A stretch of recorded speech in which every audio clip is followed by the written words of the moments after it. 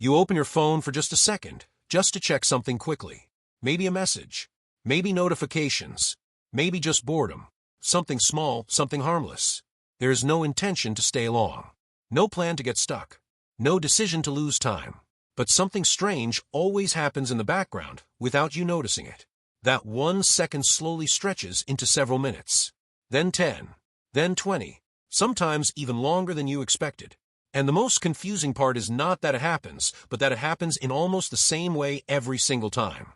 You don't clearly remember making a decision to stay. It feels more like you simply got absorbed into it. And if you think this is just a personal lack of discipline, it's not. Because this exact experience is repeated by billions of people every single day across the world. And almost nobody stops to question why it feels so automatic. Social media is often described as something people use, like a tool or a platform. But in reality, the behavior it creates is much more automatic than conscious usage. It follows a repeating structure that is always the same underneath everything. You open the app, you start scrolling, you react to something, and then you repeat the cycle without thinking about it. At first, this feels like normal entertainment. Just content passing by. Just quick stimulation. But the deeper you stay inside this pattern, the less it feels like a choice. Because the loop doesn't end when you stop scrolling. It continues forming in your brain as a behavioral pattern. And once a pattern is established, your brain starts to prefer it over conscious decision-making. That's when usage turns into habit. And habit slowly turns into automatic behavior that doesn't require intention anymore. Every interaction you have with social media triggers a response inside your brain. Not a big dramatic reaction, but small and consistent signals that feel rewarding. A like, a comment, a new post, a short video that catches your attention.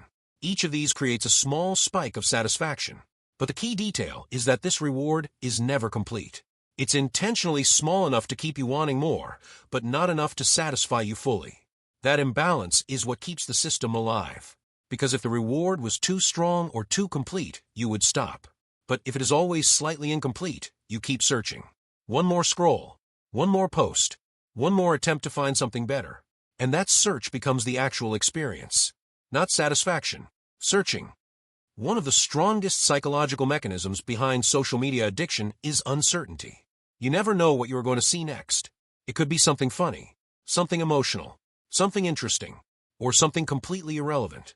And this randomness is not a flaw of the system. It is the core of how it keeps attention. Because the brain reacts more strongly to unpredictable rewards than predictable ones.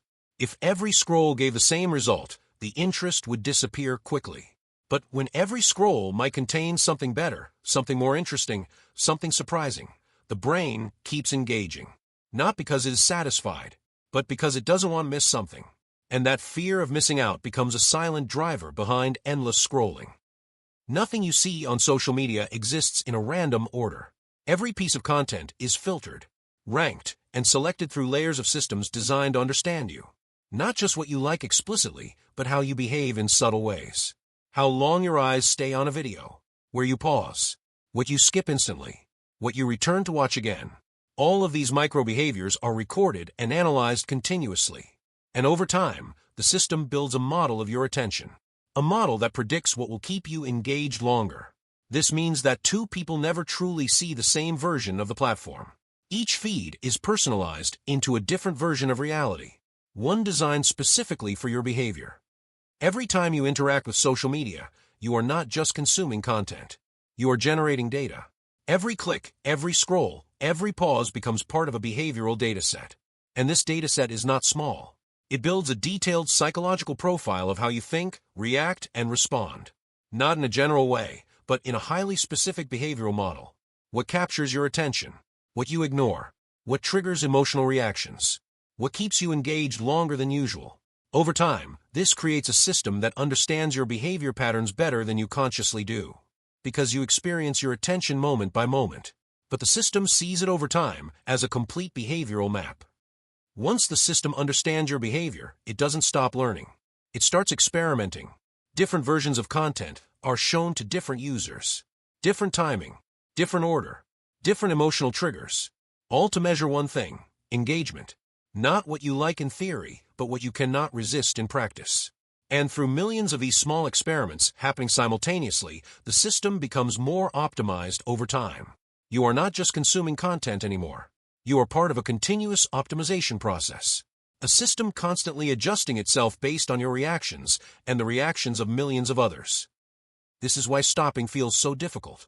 Not because the content is too strong, but because the decision-making moment is gradually removed from the experience. You don't consciously decide to continue scrolling most of the time. You just continue without noticing the transition between intention and action. And that creates a strange illusion.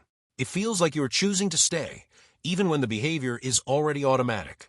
And this is where control becomes unclear. Not because it is completely gone, but because it is constantly being shifted away from conscious awareness. The most important realization is not that social media is addictive. Most people already feel that in some way. The deeper realization is understanding how subtle the system actually is. It doesn't force you. It doesn't push you aggressively. It guides you in small, almost invisible steps. And because those steps are so small, you rarely notice the direction you are moving in. That is what makes it so powerful.